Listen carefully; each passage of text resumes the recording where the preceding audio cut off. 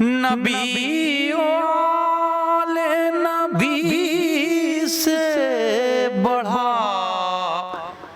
وقار سخن،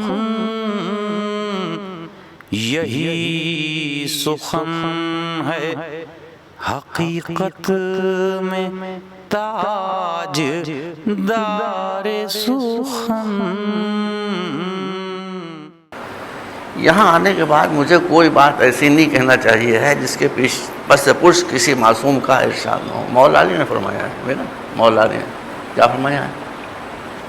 کہا اگر سن لیجیے اچھی طرح سے، یہ میری بات نہیں ہے، مولا کی بات فرماتے ہیں کہ اگر تمہارے پاس کچھ نہیں ہے، کچھ نہیں ہے، ٹاٹ پر بیٹھے ہو، خاک پر بیٹھے ہو، مگر علم ہے، نالج ہے، گیان ہے، کوئی چنتا نہ کرو، کوئی فکر نہ کرو، تمہیں سب کچھ مل جائے گا۔ اور اگر تمہارے پاس سب کچھ ہے، سب کچھ ہے، اور نالج نہیں ہے، گیان نہیں ہے، علم نہیں ہے، تم سے سب کچھ چلا جائے گا۔ آپ بتائیے صحیح ہے کہ غلط ہے؟ صحیح ہے۔ اس لیے میری آپ حضرات سے مؤدبانہ گزارش ہے کہ جو حق بات ہے اسے قبول کر لیجیے۔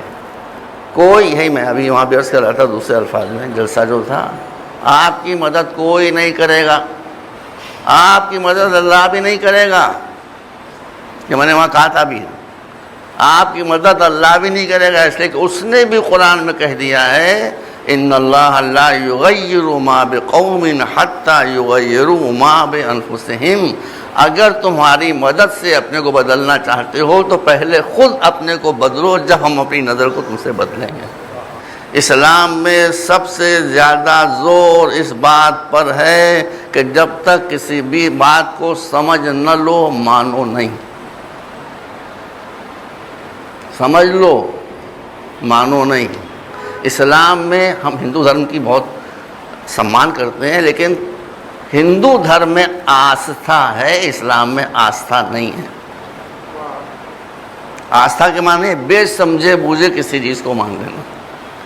اسلام کہتا ہے جو مانو وہ سمجھ کر مانو، اس لیے کہ جو نعمت اللہ نے تم کو دی ہے اس کو استعمال نہیں کرو گے تو یہ کفران نعمت ہوگا۔ کیا میں اس طرح غور فرما رہے ہیں؟ جو نعمت اللہ نے آپ کو آنکھیں دی، آپ ایک مہینے تک آنکھوں میں پٹی باندھے رہی، وہ چھین لے گا، آپ خدا نخواستہ اندھے میں اندھا ہو جاؤں گا۔ تو جو نعمت بھی اس نے آپ کو دی ہے اس کا مطالبہ ہے کہ اس نعمت کو لئن شکرتم لازیدنکم، جو نعمتیں ہم نے تم کو دی ہیں جتنا تم اس کو استعمال کرو گے، تمہاری بنائی ہوئی مشینری جتنا استعمال کرو گے اتنی گھستی جائے گی۔ ہماری دی ہوئی نعمت کو جتنا استعمال کرو گے اتنی ہی وہ بڑھتی جائے گی۔ عقل سے بڑی کوئی نعمت بھائی انسان کو نہیں ملی ہے، آپ جتنا اس کو استعمال کریں گے اتنی ہی یہ عقل بڑھے گی۔ اس لیے اسلام میں سب سے زیادہ ریزننگ، انٹیلیجنس اور عقل پر زور دیا گیا ہے۔ آپ کو اللہ نے عقل دی ہے، جانوروں کو عقل نہیں دی ہے۔ جانور جتنا بڑا ہو، جتنا طاقتور ہو، اس کی قسمت میں غلامی لکھی ہوئی ہے، اس لیے کہ اس کے پاس عقل نہیں ہے۔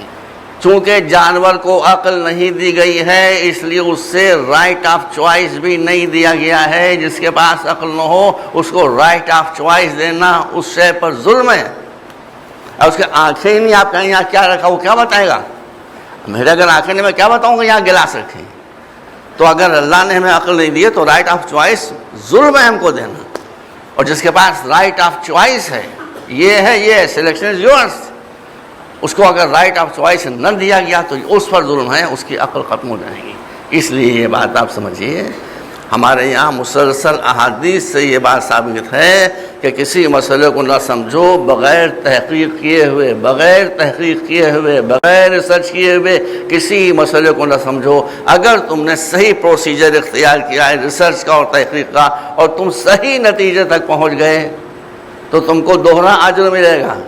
غلط نتیجے پر پہنچ گئے تو اللہ طالبان نہیں کہ تمہاری گردن اڑا دے، تم غلط نتیجے پر پہنچو گے جب بھی وہ تم کو تمہاری محنت کا ایک خیرہ اجر دے گا۔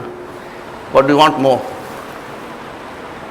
آپ بتائیں، اس سے زیادہ جہاں غلط اسکول میں سوال آتا ہے، جو بچہ صحیح لکھتا ہے وہ پاس ہوتا ہے، جو غلط لکھتا ہے فیل ہو جاتا ہے. وہاں فیل کا سوال ہی پیدا نہیں ہوتا. اگر تم نے محنت کی ہے دیانتداری کے ساتھ تو اگر غلط نتیجے تک پہنچو گے تب بھی تم کو اجر ملے گا. اس لیے ہاتھ جوڑ کر اگر کوئی آدمی کسی نے تحقیق کی ہے، ریسرچ کی ہے، اور ریسرچ کرنے کے بعد اس کی سمجھ میں نہیں آیا اور وہ کمیونسٹ ہو گیا، تو وہ اس مسلمان سے بہتر ہے جو بے سمجھے مسلمان ہو. آپ کو اچھا لگے یا برا لگے، حقیقت یہی ہے. آپ علماء سے چیک کر لیں. اس لیے کہ جب انسان بے سمجھے مسلمان ہوتا ہے تو اس کی حیثیت ویسی ہوتی ہے جیسے بے روح جسم. کوئی اس سے پوچھ لے کہ تم مسلمان کیوں ہو، وہ نہیں بتا سکتا. تو جب نہیں بتا سکے گا وہ انسان اسلام سے دور ہو جائے گا. میں نے جو آیت پڑھی ہے اسی کی طرف آ رہا ہوں. وَالَّذِينَ جَاهَدُوا فِينَا.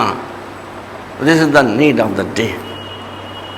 وَالَّذِينَ ایک لفظ اور فرمائیں. وَالَّذِينَ جَاهَدُوا فِينَا لَنَهْدِيَنَّهُمْ سُبُلَنَا وَإِنَّ اللَّهَ لَمَعَ الْمُحْسِنِينَ. یہ سورہ عنکبوت 21ویں پارے میں ہے، اس کی آخری آیت ہے.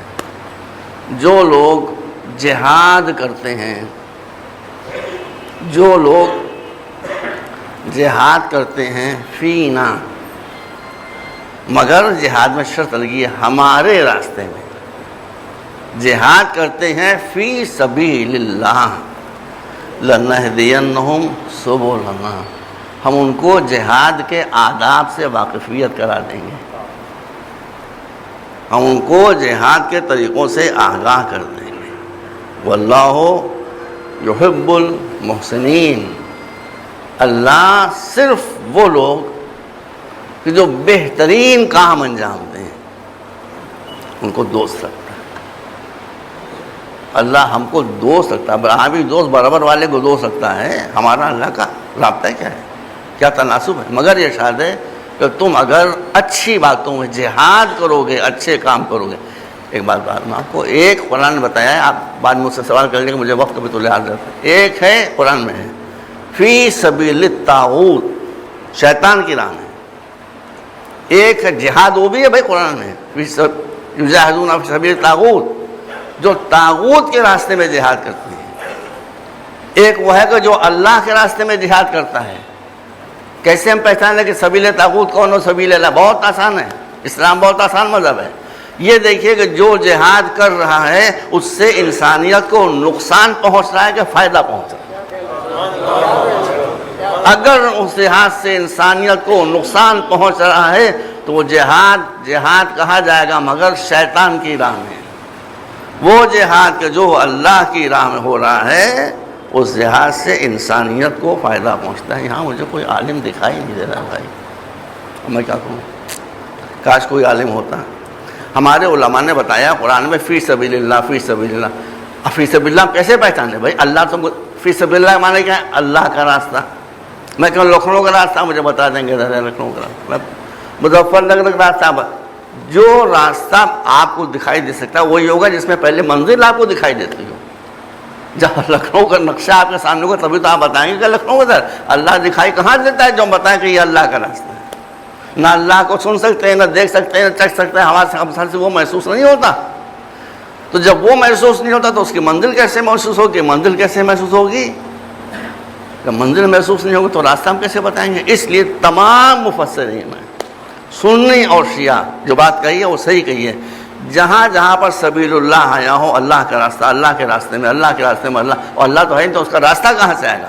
تو تمام مفسرین نے کہا ہے اس کا بہت آسان نسخہ ہے. رکھا اس کا بہت آسان نسخہ ہے. جہاں جہاں اللہ لکھا ہوا ہے وہاں سے اللہ کو ہٹا کے الناس لکھ لو.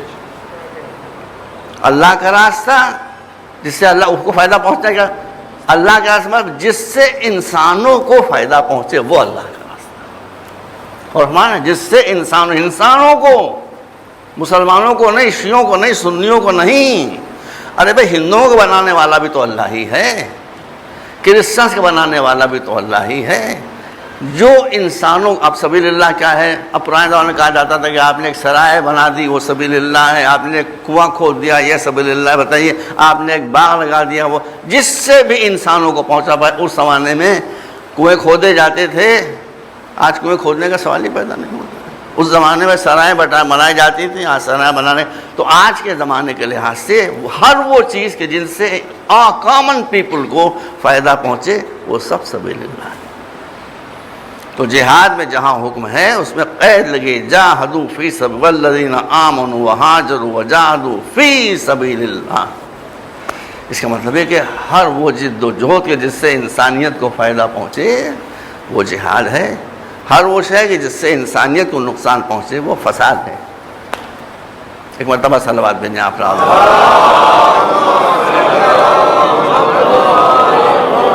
جہاد کہتے ہیں ایکزرشن کو، ایکزرٹ کرنا، پوری طاقت لگا دینا۔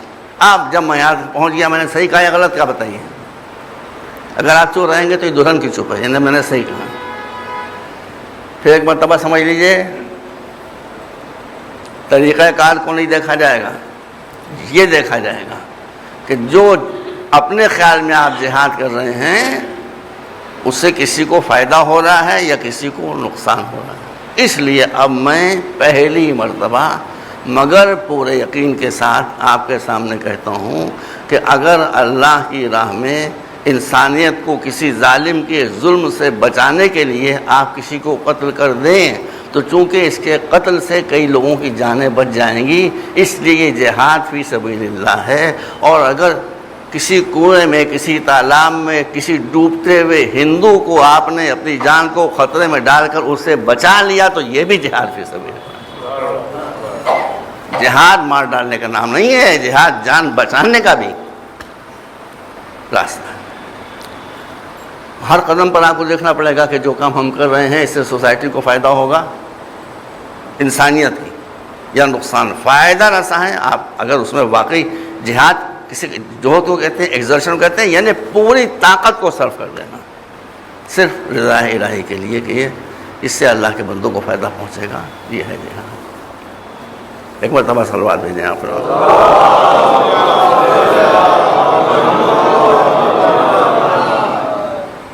ایک پہلو ہو گیا، میری تقریر کے 3 پارٹ ہیں۔ First part is over. جہاد کی دوسری شرط یہ ہے چونکہ کسی انٹلیکچول آدمی کو اختلاف نظریہ کی بنیاد پر قتل کر دینا انجسٹس ہے، سمجھ رہے ہیں؟ ایک آدمی پڑھا لکھا ہے، آپ تشریف فرمائیں، آپ سب اللہ تشریف فرمائیں، آپ ایک بات نہیں مانتے ٹھیک ہے، آپ اختلاف کیجئے، ڈسکس کیجئے، سب کچھ کیجئے، لیکن آپ اگر اس سے قتل کر دیں گے اس کا مطلب ہے کہ انٹلیکچول ایکٹیویٹیز کو آپ اس کو نہیں قتل کر رہے ہیں، انٹلیکچول ایکٹیویٹیز کو آپ قتل کر رہے ہیں۔ اسی لیے قرآن میں کئی جگہ آیا ہے لا اکراہ فی الدین، دین میں کہیں جبر نہیں ہے، اس لیے کہ دین میں اگر جبر ہوگا دین نہیں پھیلے گا، نفاق پھیل جائے گا۔ جب انسان کا دماغ قبول نہ کرے مگر وہ پریشر کے آگے سر جھکا دے تو اس کا مطلب یہ کہ مومن نہیں ہے، وہ ہیپوکرائٹ ہے، وہ منافق ہے۔ من شاء فلیؤمن ومن شاء فلیکفر، جس کا دل چاہے ایمان لے کر آئے، جس کا دل چاہے کفر اختیار کرے۔ ہم نے تو بتا دیا کہ یہ کفر کا راستہ ہے، یہ ایمان کا راستہ ہے، چوائس از یورس، چاہے ادھر جاؤ اور چاہے ادھر جاؤ۔ یہ بتائیے مجھے، آپ بعد میں سوال کرنے کا حق رکھتے ہیں، میں بیٹھا رہوں گا یہاں۔ یہ بتائیے، آپ فرمائیے میڈیکل ایجوکیشن بری ہے کہ اچھی ہے؟ بتائیے بھائی، بولیے زور سے، لو میڈیکل ایجوکیشن اچھی ہے نا؟ آج کے دور میں کیا ہے؟ آج کے دور میں جو نرسنگ ہومز ہیں وہ بلوچرس ہوم ہیں۔ آپ کسی جگہ، میں تو آپ جانتے ہیں تھوڑی سی خدمت اس منزل پر انجام دے رہا ہوں، آپ کسی ڈاکٹر کے پاس گئے معمولی بیمار لے کے، اس نے کہا کہ یہ تو بہت سیریس پرابلم ہو، یہ چیک ہو، وہ چیک ہو، یہ چیک ہو، وہ چیک، وہ جتنے بھی چیک کر رہے ہیں وہ اس چیک کے لیے کر رہے ہیں جو آپ کی جیب میں رکھی ہوئی ہے۔ یہ سارے چیک ہیں، یہ سب اسی چیک کے لیے ہو رہے ہیں۔ چیک کیا ہوں میں خود پھنس چکا ہوں اس میں۔ جناب آپ کا تو آپریشن بہت ضروری ہے، اب اگر وہ آپریشن شروع کیا انہوں نے تو وہ آپریشن آپ کے معدے کا، آپ کی تلی کا، آپ کے لیور کا تھوڑی کر رہے ہیں، وہ آپریشن آپ کی جیب کا کر رہے ہیں۔ آپریشن کے بعد اس میں ٹانکے لگائے جاتے ہیں، مگر یہ جو آپریشن ہوتا ہے اس میں ٹانکے نہیں لگتے جب تک آپ کی ایک ایک پائی سے جیب خالی نہ ہو جائے، وہ آپریشن جاری رہے گا۔ ہوتا ہے کہ نہیں ہوتا؟ بتائیے۔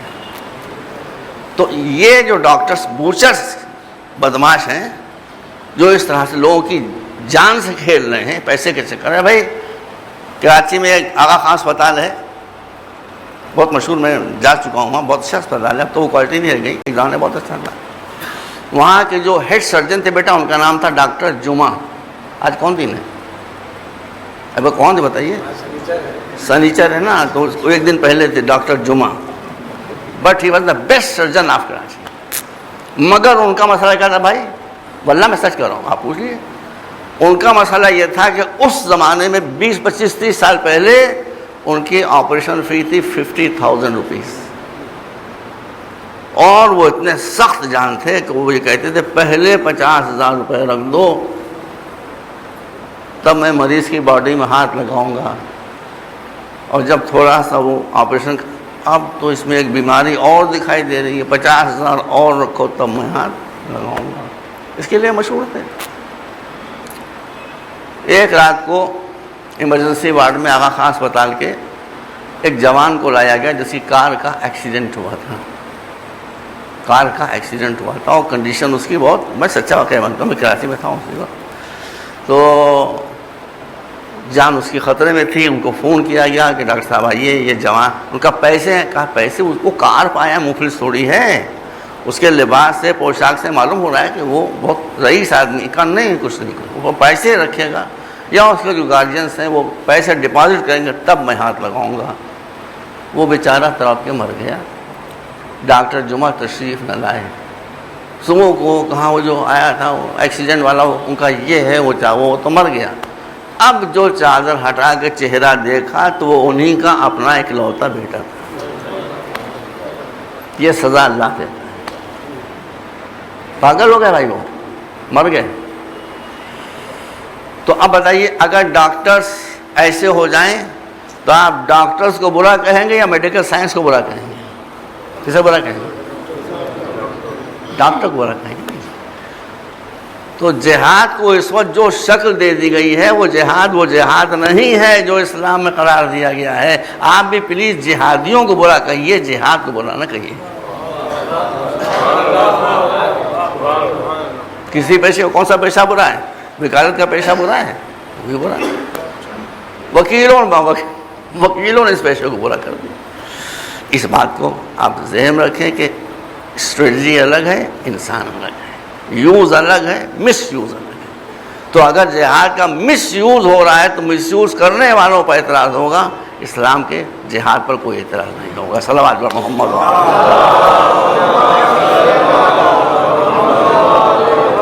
ایک مرتبہ اور صلوات بھیجیں آپ۔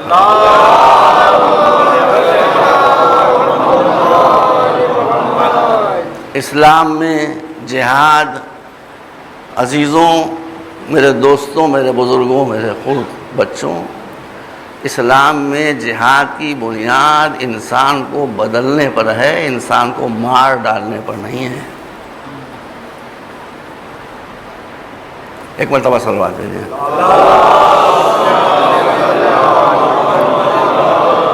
میں 2 قرآن کی آیتیں پیش کرتا ہوں اور ایک قرآن ناطق کی سیرت پیش کرتا ہوں۔ میں آؤں گا انشاءاللہ کہیں میں، اب یہ موضوع چلتا رہے گا۔ قرآن کی آیتیں کیا ہیں؟ جہاد مار ڈالنے کے لیے نہیں ہوتا ہے، جہاد اس وقت ہوتا ہے کہ جب دشمن کا سپاہی آپ کو مارے بغیر چھوڑنے پر تیار نہ ہو، اس وقت مجبوراً آپ سیلف ڈیفنس میں تلوار چلا سکتے ہیں۔ نیو آفینسو، جو سورہ حج میں پہلی آیت اتری ہے بھائی، جو سورہ حج میں پہلی آیت اتری ہے، میں بہت آسان زبان میں دھیرے دھیرے اس کا انواد کرتا ہوں۔ اذن للذین یقاتلون بانہم ظلموا، آخر آیت تک۔ یہ پہلی مرتبہ جہاد کا حکم نہیں دیا جا رہا ہے بھائی، جہاد کی اجازت دی جا رہی ہے۔ حکم جہاد بمعنی قتال قرآن میں کہیں ہے ہی نہیں۔ میرے آپ اعتبار کریں، نہیں تو بعد میں آپ چیک کر لیں۔ یہ پہلی آیت ہے۔ اذن تو اذن سے اس کے معنی اجازت کے ہوتے ہیں، آگیا کے ہوتے ہیں۔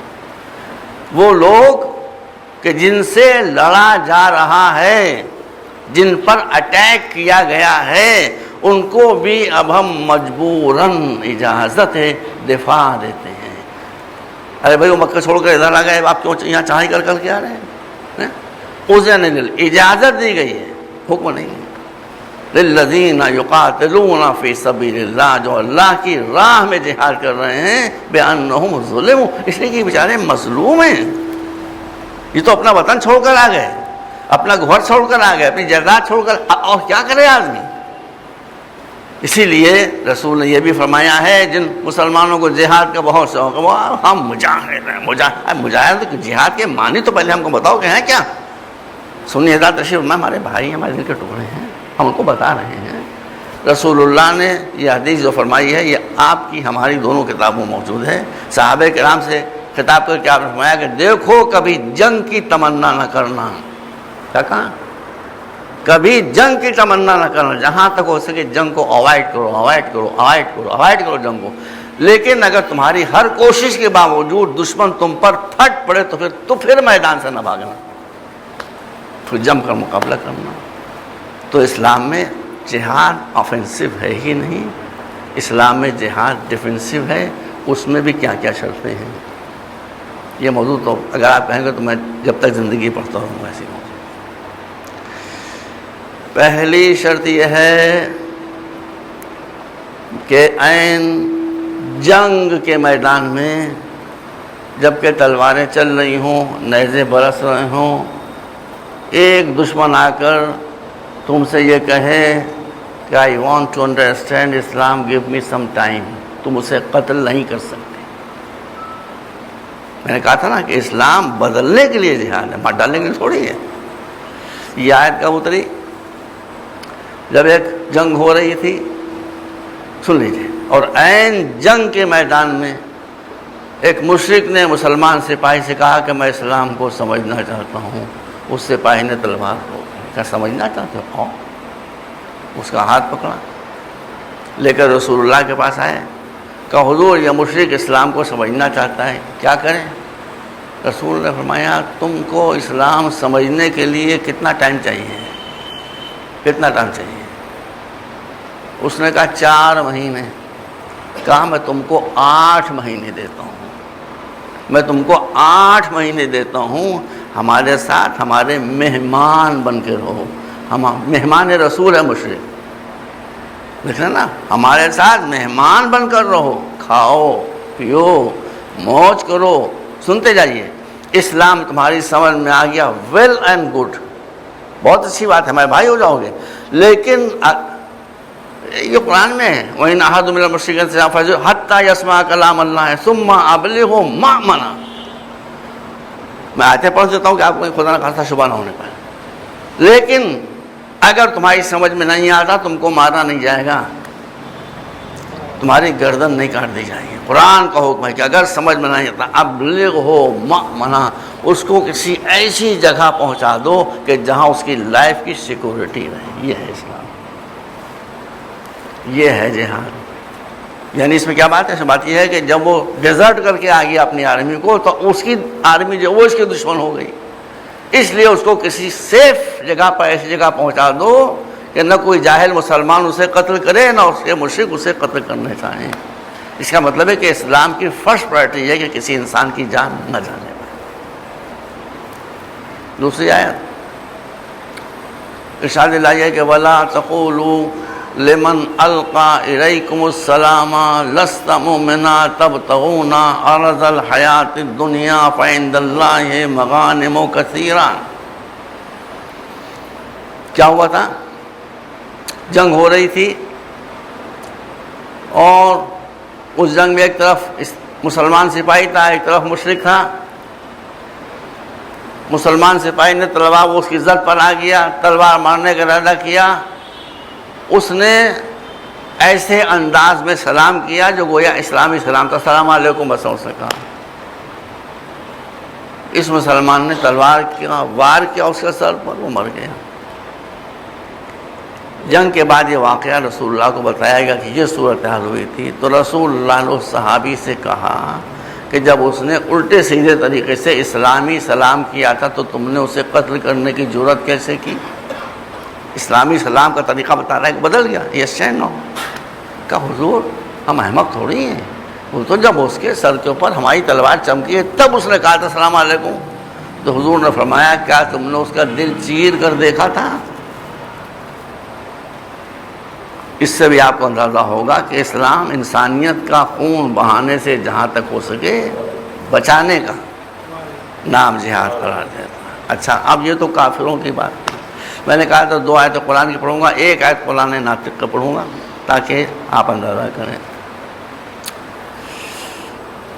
جنگ خندق، وار آف ٹرینچ، اس کی پوری ڈیٹیل قرآن، اتنی تفصیل سے کسی جنگ کا واقعہ نہیں بیان کیا گیا ہے سورۃ الاحزاب میں 22ویں پارے، آپ پڑھ لیجیے۔ وہ پڑھوں گا تو بھی بہت دیر ہو جائے گی، بہت سی باتیں پڑھنے والی ہیں لیکن وقت تنگ ہے۔ اس جنگ میں بہت کچھ ہوا۔ وہ مدینے والوں نے ایک ٹرنچ کھینچ لی تھی چاروں طرف مدینہ کے اپنی سیفٹی کے لیے، چونکہ بہت بڑا لشکر آیا تھا، مسلمانوں کی تعداد بہت کم تھی، ظاہر بظاہر فیس، تو انہوں نے ایک ٹرنچ بنا لی تھی کہ ادھر سے ایک ساتھ حملہ نہ ہونے پائے۔ بہت دن تک یہ ٹرنچ بنی رہی، وہ ادھر کھڑے رہے، یہ ادھر کھڑے رہے۔ ایک موقع ایسا آیا کہ جب مشرکین کے کچھ لوگوں نے چپکے سے یہ دیکھ لیا کہ ایک جگہ ٹرنچ میں تھوڑی نیرو ہو گئی ہے، پتلی ہو گئی ہے، انہوں نے جو اپنا سب سے بڑا پہلوان تھا عمرو ابن عبد ود، کچھ لوگ مت کہہ دیتے ہیں، وہ صحیح لفظ نہیں ہے، ود ہے لفظ، عمرو ابن عبد ود، اس سے جا کر کہا کہ یہاں سے تم خان کے ادھر جا سکتے ہو۔ عمرو ابن ود نہیں تو آپ کبھی کنفیوز نہیں ہوں گے۔ اس نے آ کر رسول اللہ کے کیمپ کے بالکل قریب رسول اللہ کو گالیاں دینا شروع کی۔ گالیاں دینا مہذب لوگوں کا شعار نہیں ہوتا ہے، شک نہ کیجیے اس پر۔ گالیاں دینا مہذب لوگوں کا شعار، تنقید کی جا سکتی ہے، ڈسپیوٹ کیا جا سکتا ہے، گالیاں دینا مہذب لوگوں کا شعار نہیں ہو سکتا ہے۔ اسی لیے مولا علی نے نہج البلاغہ میں جنگ صفین کے موقع پر یہ جملے ارشاد فرمائے تھے کہ انی لا احب ان تکونوا سبابین لعانین۔ یہ حضور نے اپنے لشکر کے سپاہیوں سے کہا تھا جب امیر شام کے لشکر نے گالیاں بکنا شروع کی ہیں، تو ان میں سے بھی کچھ لوگوں نے جوش میں گالیاں بکنا شروع کر دی۔ کہا وہ گالیاں بکتے ہیں، دیکھیے مولا علی کو پہچانی، وہ گالیاں بکتے ہیں تو بکنے دو۔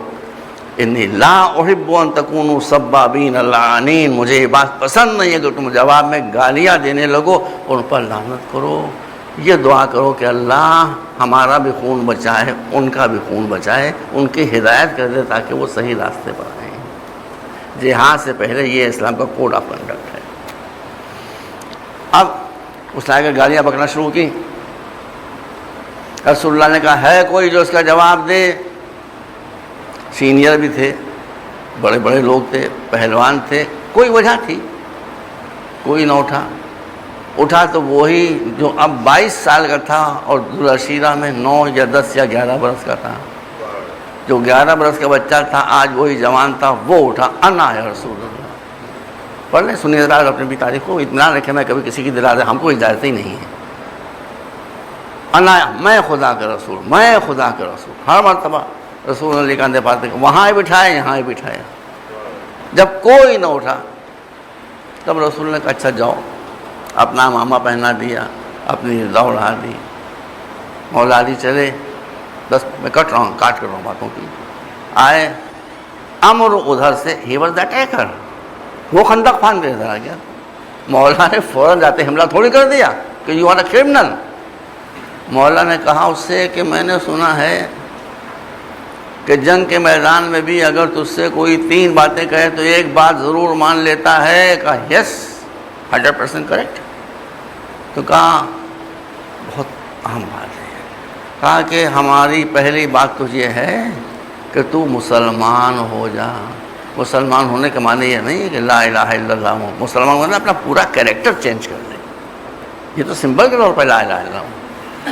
اس نے کہا یہ تو نہیں ہوگا. آپ یہ بتائیے کہ اگر اس جنگ میں مولا علی کے بجائے ابو کا بکرا بغدادی ہوتے یا ملا عمر ہوتے یا اسامہ بن لادن ہوتے, آپ کو قسم ہے سچ بتائیے گا, طالبان کا کوئی سپاہی ہوتا, داعش کا کوئی سپاہی ہوتا, القاعدہ کا کوئی سپاہی, جتنے بھی یہ دہشت گرد تنظیمیں ہیں ان کا اگر کوئی سپاہی ہوتا, آپ کو میں قسم دیتا ہوں, غلط بول رہا ہوں, زبان میری کھینچ لیجیے, عمر کی یہ بات سننے کے بعد کہ میں مسلمان تو نہیں ہوں گا, کہا مسلمان نہیں ہوں گا, لے جاؤ, غصہ ختم. مولا نے کیا کہا پتہ ہے آپ کو؟ مولا نے کہا کہ اچھا مسلمان نہیں ہوتا تو دین میں جبر نہیں ہے, تو اپنی جان بچا کر واپس ہو جا. ہے کہ نہیں؟ مولا فرماتا ہے اپنی جان بچا کر واپس, اس لیے کہ ہم کو تیری جان نہیں لینا ہے, کیونکہ تو ادھر اٹیک کر کے آیا ہے, اس لیے ہم ڈیفنس میں آئے. اب بھی ہم تجھ کو موقع دے رہے ہیں کہ جان بچا کر چلا جا. طالبان قتل کر دیتے, مولا کا فلسفہ یہ ہے کہ ایمان نہیں لاتا تو کم سے کم جان ہی بچا لیں. اب ہم ایسے کیا کریں؟ اس نے کہا کہ میں جان بچا کر جاؤں گا تو عورتیں تالیاں بجائیں گی, میرا مذاق اڑائیں گی. اس کا مطلب یہ کہ انسان سپاہی اگر غیرت دار ہوتا ہے تو وہ بھی میدان سے بھاگنے کو گوارا نہیں کرتا.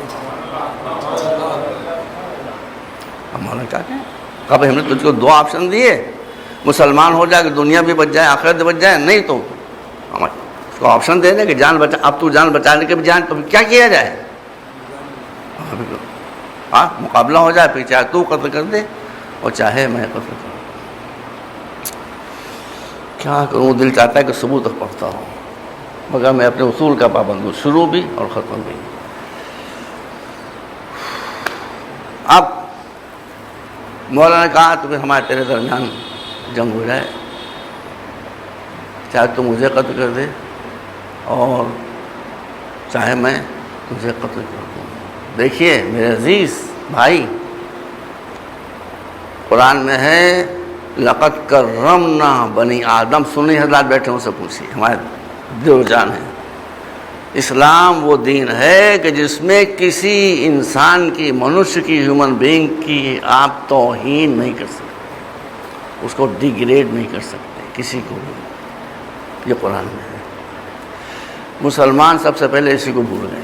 اب وہ اسلام نہیں رہ گیا جو حضور لے کر آئے, وہ اسلام غائب ہو گیا, وہ اسلام ہے ہی نہیں.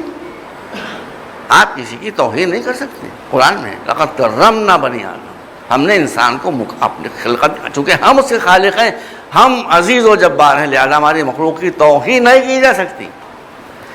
بھائی عام حالات میں کوئی اس کا لحاظ رکھ سکتا ہے, جنگ کے میدان میں کون اس کا لحاظ رکھے گا؟ مگر جو کل ایمان ہے اس نے جنگ کے میدان میں بھی اس اصول کا لحاظ رکھا. جنگ کی تفصیل پیش کرنا نہیں مجھے, بڑی دیر تک مولا علی میں اس میں جنگ ہوتی رہی, آخر مولا نے اسے قتل کر دیا. قتل کرنے سے پہلے بھائی مسلمانوں سن لو, میرے بچوں, میرے بوڑھوں, میرے بزرگوں, جوانوں, سب سن لو, امر کون ہے؟ کل کفر. قرآن نے بتایا کہ ایک مومن کبھی کافر کی بھی ذلت نہیں کرے گا. قرآن نے بتایا کہ مومن کبھی کافر کی بھی توہین نہیں کرے گا. یہ علامت ایمان ہے. ہمارے یہاں مصنوعی علامت ایمان کی کچھ اور بن گئی ہیں. وہ اصل علامت جو قرآن نے بتائی ہے وہ یہ ہے, رام لال ہوں, جیکب ہوں, کوئی ہوں, جنگ میں تو تمہارا جائے گا, یہ تم یا لیکن تم اس کو ہیومیلیٹ نہیں کر سکتے. ہم ایک کافر کو ہیومیلیٹ نہ کر سکیں اور مسلمانوں کو ہیومیلیٹ کر دیں, یہ اسلام ہے. شیعہ سنیوں کو ہیومیلیٹ کر رہے ہیں, سنی شیعہ, یہ اسلام ہے. اب دیکھیے آپ اس زمین پر گر گیا, مولا اس کے قریب گئے کہ اس کا سر کاٹیں, اس نے تھوک دیا مولا کے چہرے پر, یعنی اپنے خیال میں مولا کو ذلیل کیا. علی سے زیادہ عزت والا کون ہے؟ تو علی تو عزت والے ہیں, مگر وہ خود خبیث ذلیل ہے. ذلیل کی صفت یہ ہوتی ہے کہ وہ عزت دار کو ذلیل کرنے کی کوشش کرتا ہے, اور عزت دار کی صفت یہ ہوتی ہے کہ وہ ذلیل کو بھی ذلیل نہیں کرتا. اس نے تھوک دیا، مولا اس کے سینے سے اتر آئے، یعنی اس کی زندگی بڑھ گئی کچھ منٹ۔ آپ جب دوبارہ اس کا سر کٹ، تو اس نے کہا کہ آپ تو میں تو بے قصہ ہو چکا ہوں، بے آپ نے میرا سر کیوں نہیں کاٹ لیا؟ مجھے کہا کہ تو نے مجھے تھوک دیا تھا، میں بھی انسان ہوں، بشر ہوں، مجھے غصہ آ گیا تھا، اگر اس غصے میں تجھے قتل کرتا تو یہ اپنے نفس کی تسکین کے لیے کرتا، مشن کی تکمیل کے لیے کرتا، اس لیے اس کے سینے سے اتر کر ٹہلنا شروع کیا۔ اب دیکھیے آپ بھائی، پہلے کرکٹ میچ سال میں ایک مرتبہ ہوتے تھے، اب دو چیزوں کا وقت مہیا نہیں ہے، ایک مجلسوں کا ہے، کرکٹ میچ کا، سال بھر مجلسیں، سال بھر کرکٹ میچ۔ ویسے میں مجلسوں کا مخالف نہیں، مولا میرا منہ کالا کر دیں، مگر یہ بات یاد رکھیے کہ جو لوگ ذہین ہوتے ہیں وہ کوالٹی پر زور دیتے ہیں، جو غبی ہوتے ہیں وہ کوانٹٹی پر زور دیتے ہیں، اتنی سی بات ہے۔ میں مجلسوں کا حسین کا نام مخالف کا مجلسوں کو مخالف کرتا ہوں، منہ میرا کالا ہو جائے۔ تو اس نے کیا کیا؟ تھوک دیا تھا، علی نے سے قتل کر دیا۔ تو کرکٹ میں کیا ہوتا ہے، جب کوئی آخری وکٹ ہو اور کوئی اسے بولڈ کر دے تو جو بالر ہوتا ہے وہ وکٹ لے کے بھاگتا ہے کہ نہیں بھاگتا؟ اپنی عزت، میاں نے کیا تھا کہ نہیں کیا تھا، مجھے یاد ہے، بھاگا تھا وکٹ لے کے۔ اتنا بڑا وکٹ علی نے گرایا ہے مگر اس کا سر لے کر نہیں بھاگے، اب کچھ اور کام کرنا ہے، دکھانا ہے کہ اسلام میں جہاد کی کوالٹی کیا ہے۔ اس کو قتل کر دیا، اس کی ٹانگ پر مولانا نے وار کیا تھا، اتنا بھرپور وار تھا کہ ٹانگ اس کی دور جا پڑی تھی۔ لو بھائی، جس کو قتل کیا ہے مولا علی، اس کی ٹانگ اپنے ہاتھوں پر تھمانے میں چلے جا رہے ہیں۔ کیوں؟ کافر کو بھی قتل کیا جائے گا مگر ذلیل نہیں کیا جا سکتا، اس کو بھی ہیوملیٹ نہیں کیا جا سکتا۔ اس کی لاش کو برابر کیا، اس کے ران جہاں سے کٹی تھی اس کو جوڑا، دونوں ٹانگوں کو سیدھا کر دیا، دونوں ہاتھوں کو سیدھا کر دیا، زرہ کی کڑیوں کو برابر کر دیا، واللہ ایک پہلو میں تلوار رکھ دی، دوسرے پہلو میں سپر رکھ دی، تاکہ اس کی ذلت نہ ہونے پائے، معلوم ہو جائے کہ یہ کسی سپاہی کی لاش ہے، کسی بہادر سپاہی کی لاش ہے۔ آپ نے کچھ سبق حاصل کیا؟ جب ہم آپ بیٹھے ہیں تو آپس میں ڈسکشن بھی ہوگا، آپس میں اختلاف بھی ہوگا، ڈسپیوٹ بھی ہوگا، تو آپ کو اپنا آرگومنٹ پیش کرنے کی اجازت ہے مجھے، لیکن نہ آپ مجھ ذلیل کو ذلیل کر سکتے ہیں، نہ میں آپ کو ذلیل کر سکتا ہوں۔ اس پر مسلمانوں میں کتنا عمل ہوتا ہے ذرا مجھے بتائیے گا تو۔ قرآن کی آیت ہے بھائی، لقد کرمنا، ہم انسان کو، شریعت مسلمہ اصول ہے، شیعہ سنی کا مسئلہ تھوڑی ہے، آپ کسی بھی انسان کو ذلیل نہیں کر سکتے۔ اس لیے اس گناہ سے بچنے کی کوشش کریں، سب سے پہلے میں، اور جب میں اس پر کوشش کروں تو آپ بھی۔ اسلام ڈسکشن کے ذریعے سے محبتوں کو پھیلانا چاہتا ہے، نفرتوں کو پھیلانا نہیں چاہتا۔ صلوات پر محمد و علیہ۔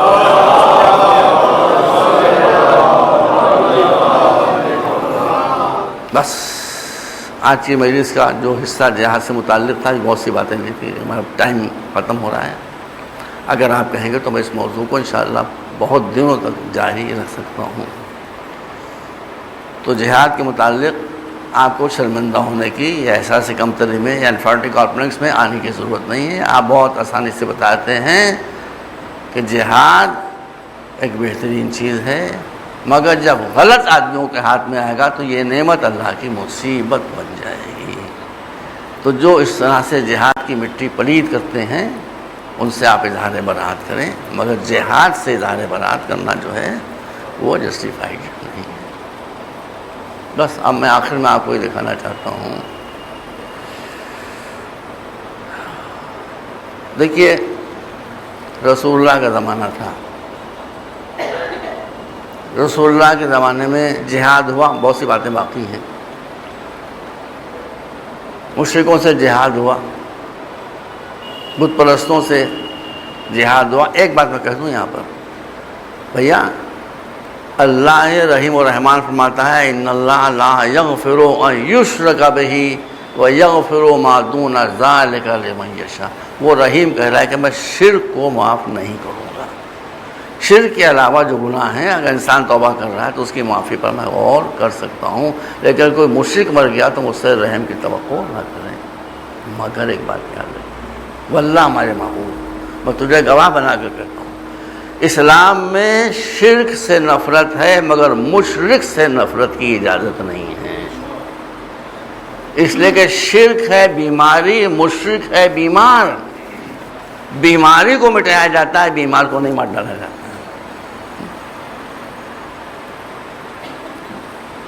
وہ کون سا ایک بخار ہوتا ہے بہت ٹیڑھا، ڈینگو یا ڈینگی کیا کہلاتا ہے؟ ڈینگو بخار ہے، کیسے پیدا ہوتا ہے؟ جب ڈینگو کا مچھر کسی انسان کو کاٹتا ہے وہ تو کاٹ کے اڑ جاتا ہے، مریض ڈینگو بخار کا شکار، مسلمان بھی اسی بیماری کا شکار ہیں، مگر مسلمانوں کو جو مچھر کاٹتا ہے اس کا نام ڈینگو نہیں، اس کا نام ہے ملا۔ یہ ملا مسلمان کو کاٹ کر اڑ جاتا ہے جیب گرم کر کے، مسلمان ڈینگو کا بخار ہو جاتا ہے، مریض ہو جاتا ہے۔ اسلام میں شرک سے نفرت ہے بیٹا، شرک سے نفرت ہے، مشرک سے ہرگز نفرت نہیں۔ مشرک بھی اگر اس کو پڑھنا نہیں آتا، میں نے بھی عرض کیا تھا، وہ ندی میں ڈوب رہا ہے، تالاب میں ڈوب رہا ہے، آپ کو سوئمنگ آتی ہے، آپ اسے بچا سکتے ہیں، آپ کا فریضہ ہے کہ آپ اسے بچائیں، وہ رام رام کہہ رہا، بچائیں اس کو، اس لیے کہ آپ کو مشرک سے نفرت کرنے کی اجازت نہیں دی گئی۔ جیسے ڈاکٹر کا فریضہ ہے کہ مرض کو مارے مگر مریض کو نہیں مار سکتا۔ اب میں آپ کو بتانا چاہتا ہوں، رسول اللہ کی جنگ ہوئی مشرکین سے، مثال کے ذریعے سمجھا رہا ہوں۔ مشرک تین طریقے سے کے تھے، لوہا جیسے، لوہا بھی تین طریقے کا ہوتا ہے۔ ایک لوہا بہت ہارڈ ہوتا ہے، آپ اس کو موڑنے کی کوشش کیجئے وہ موڑے گا نہیں، ٹوٹ جائے گا، قصہ ختم، موڑے گا نہیں۔ ایک لوہا نرم ہوتا ہے جو پریشر پڑنے سے نرم ہو جاتا ہے، مولڈ ہو جاتا ہے، مڑ جاتا ہے۔ ایک لوہا وہ ہوتا ہے جس میں اسپرنگ کی کیفیت ہوتی ہے، جس سے اسپرنگ بنائی جاتی ہے۔ اسپرنگ میں کیا ہوتا ہے کہ جب تک اس پر پریشر رہتا ہے وہ دبا رہتا ہے، پریشر ہٹاؤ پھر وہ پلٹ کر اپنی جگہ پر آ جاتا ہے۔ رسول اللہ کا سامنا بھی ایسے ہی مشرکوں سے ہوا، کچھ اتنے ہارڈ و فاسٹ تھے کہ احد میں، بدر میں، خندق میں، خیبر میں کٹ گئے، ٹوٹ گئے، مگر اسلام قبول نہیں کیا۔ کچھ ایسے نرم تھے کہ جو اسلام کے پریشر کے آگے جھک گئے اور ہمیشہ جھکے رہے، کچھ ایسے بھی تھے کہ جن میں اسپرنگ کی کیفیت تھی، جب تک رسول کا پریشر رہا وہ دبے رہے، جیسے ہی رسول کا پریشر ہٹا وہ پھر اپنی جگہ پلٹ کر آئے۔ رسول کا مقابلہ ایسے ہی لوگوں سے ہوا تھا جو ٹوٹ گئے یا مسلمان ہو گئے۔ مولا حسین کا مقابلہ کن سے ہوا تھا؟ جن میں اسپرنگ کی کیفیت تھی، جب تک رسول کا پریشر تھا وہ سر جھکائے ہوئے تھے، رسول کا پریشر ہٹا، رسول کا وصال ہوا اور وہ اسپرنگ کی طرح اچھل کر پھر اپنی جگہ پر آ گئے۔ مگر جب ابتدا ہوئی ہے، رسول سے جہاد کر رہے تھے تو انداز اور تھا، اب کا جہاد اور تھا۔ یہ باریک بات اگر مولا حسین کے سامنے نہ آتی اور وہ اس کا کامیابی سے مقابلہ نہ کرتے تو آج ہم بھی آئی ایس کے سامنے اپنی گردن احترام سے جھکائے ہوتے ہیں، طالبان کے آگے اپنی گردن جھکائے۔ مولانا نے بتایا کہ وہ جہاد کی جو مشرکوں سے ہو اس سے زیادہ بڑا جہاد ہے ان مسلمانوں سے کہ جو مسلمانوں کی صورت بنائے ہوئے ہوں مگر اسلام کا کردار ان میں نہ پایا جاتا۔ بھائی سننے بیٹھنے تشریف رکھیں، آپ ہم سے بتائیے کہ ہم کیا غلط کہہ رہے ہیں۔ اسلام لا الہ الا اللہ محمد رسول اللہ پڑھ لینے کا نام نہیں ہے، اسلام کردار کے چینج ہو جانے کا نام ہے۔